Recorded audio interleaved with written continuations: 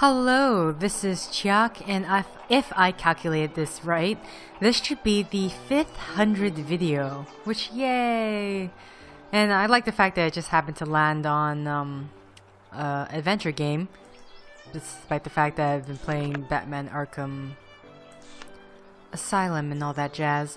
So I'm gonna say this right now. I'm actually redoing these sections because they deleted from my hard drive. Yeah, I accidentally delete them.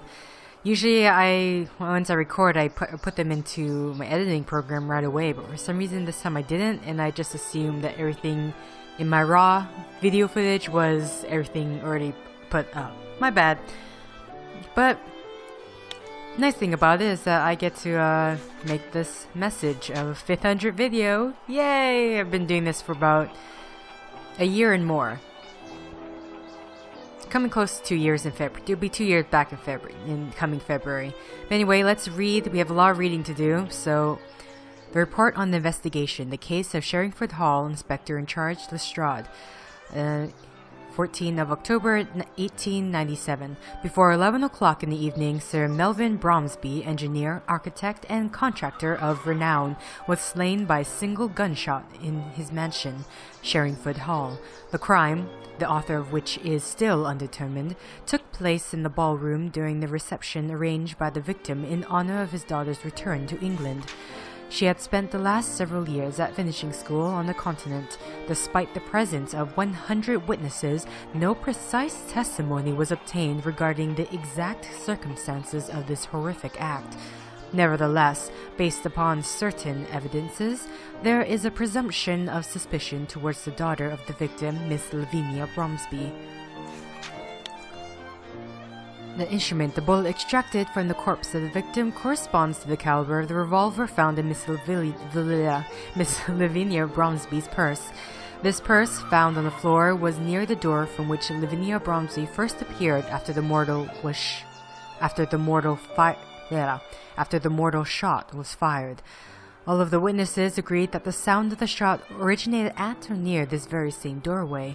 The revolver is an old small bore right, which is also a highly reliable weapon. This would explain why the only shot fired was mortal, despite a distance of several dozen feet and a difficult angle. Sorry, I got confused there. Miss Lavinia claims that the victim personally gave her this revolver before the crime for the purpose of her protection against some unnamed threat. This account can be supported by the fact that these models are impossible to find on the continent where Miss Lavinia has spent these last years. Premeditation can be excluded if she is found to be the murderer. The motive. The victim, even if he had few or even no friends, still might not have enemies capable of committing this act. His strong unpopularity among his domestics was compensated by the attractive wages he paid them. His business partners spoke of him as a tough but fair player. According to the criterions of this environment, the fact that he spent long years in India and was solely devoted to his business precludes any crime of jealousy or passion. Finally, the modus operandi doesn't correspond to the typical revenge killing by this or that Hindu sect though these things do happen. The motive must apply to his holdings or something quite personal. Another line of reasoning that points to Miss Lavinia Bromsby. According to H. Grimble, the partner of Sir Bromsby, her relationship with her father had become so strained that Sir Bromsby visited his daughter only once during these past 6 years. A local constable must contact Mr. H. Fowlett, the attorney of Sir Bromsby, in order to recover the essential parts of his last will and testament, if it exists. The development with regards to the distance and the angle of the shooting, it would be reasonable to suppose that only an expert marksman could have succeeded in making such a shot. But the factor of probability still exists and admits other possibilities. The testimony of the group of cabmen who were in the ideal place to have observed such matters saw no one leave through the service door after the shooting and up until the time when one of the domestics locked it from the outside. All the windows are equipped with thick bars, and the fortuitous presence of the maid at the stairwell indicates that no one ascended to the floor. The testimony of Miss Lambert the governess, indicates that she noticed only 2 people absent from the ballroom during Mr. Bromsby's arrival: Miss Horace Fowlett, the victim's attorney, and Miss Lavinia Bromsby. The domestics had been specifically instructed that all the guests were to be present during Sir Bromsby's entrance. I have been persuaded by all accounts that anyone who had left the ballroom had returned before Sir Bromsby's entrance.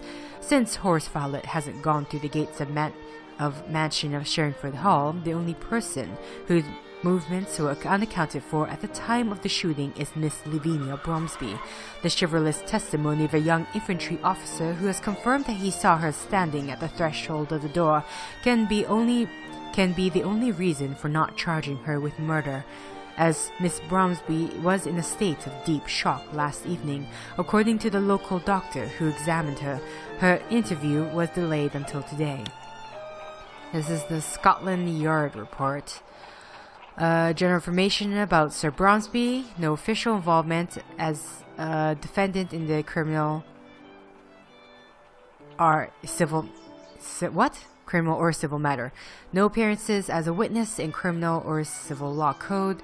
Complainant has to the robbery committed a fair stand favorable towards the Crown. Dear Sherlock, here's all the information that we know about the late Sir Melvin Bromsby. Born in 1842, the Stratfordshire of a modest family, he finished his studies at architecture and civil engineering, owing to the scholarship and financial assistance of his elder sister, who owned a florist shop.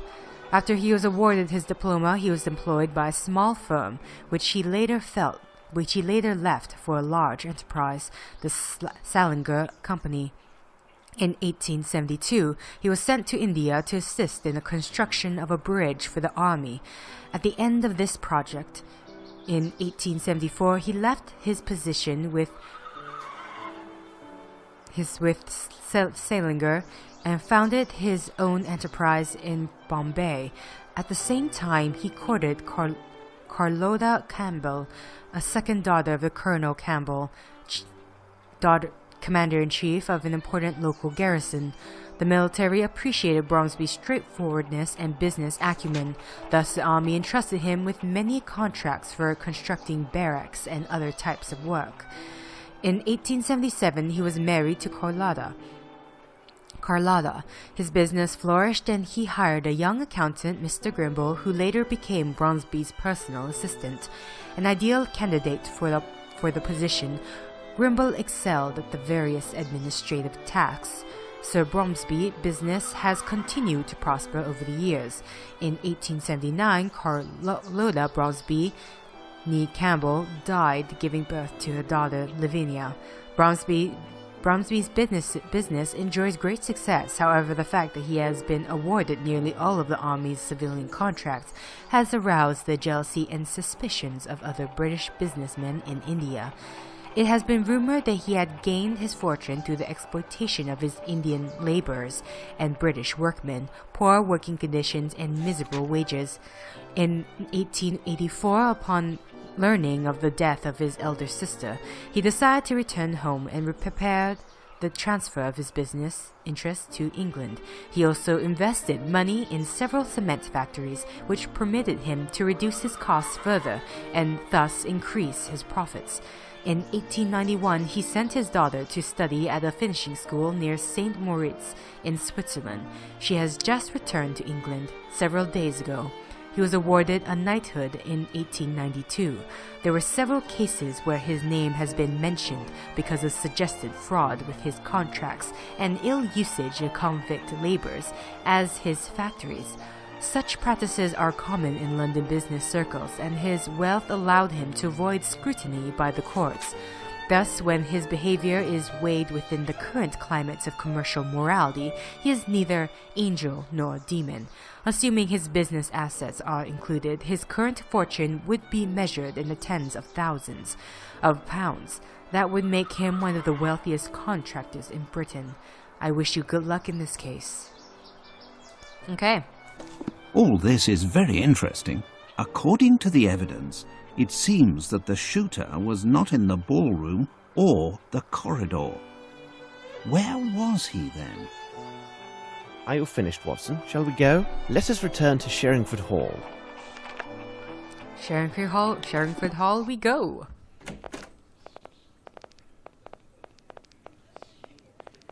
I find these kind of walking animations to be completely useless because they don't really add to anything. That woman is floating again. Miss Lambert. Sherlock, I think you have another case to solve. Not important? No. Sirs, please, go right in. And that, like why... Please wait here, gentlemen. I will see if Miss Lavinia is receiving callers. She's in her room. That itself could technically be a cutscene. No. What about talking? Well, Mr. Grimble, I didn't expect to see you here at this hour. I am worried about Miss Lavinia, needless to say. I also thought I might learn something of interest about the investigation. This difficulty, if it persists, can do great harm to the business. Sir Bromsby and Miss Lavinia had rather strained relations, it seems. Well, Sir Bromsby and Miss Lavinia have never got on very well. Of late, their distance had grown due to the influence of several incidents. What sort of incidents, precisely? I do remember one instance in India, where Sir Bromsby attacked a friend of Miss Lavinia. He was our native cartman's son. It seems he spilled a jug full of water that was intended for Sir Bromsby to wash his face. Bromsby began cursing and thrashing the boy before his daughter's very eyes. Miss Lavinia took her friend's part and spoke to her father most rudely. The devil, you say?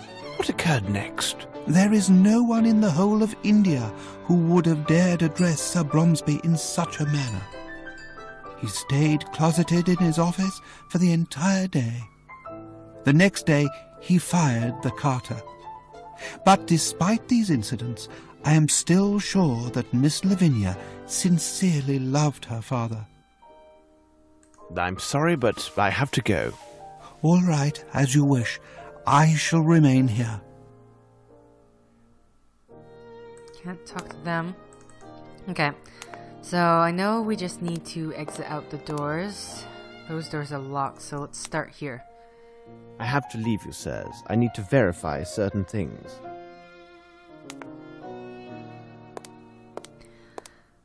Now I'm trying to remember. I know we end up going upstairs, but maybe I should have gone to the cook first. The more we consider the facts of this affair, the more mysterious it becomes. The important thing is to be precise and rigorous in your analysis. But at Scotland Yard, we know this well. Reminds me a bit of bad business I resolved. I believe it involved a theft of sticks from a polo team. I have myself engaged in this sport but a few years ago. Really? Do you enjoy the sport of polo, Mr. Grimble? No. You cannot imagine the benefits of this sport. To achieve perfect form and union, man with horse. A little like the waltz, eh? Exactly. Except that with this sport, mounting is at full speed, which complicates things singularly. I don't follow you. The team from Brixton, in my opinion, is the finest example of how polo should be played. Perhaps they may well be. But what would you say about that last match of the Old Goats Rangers? They were absolutely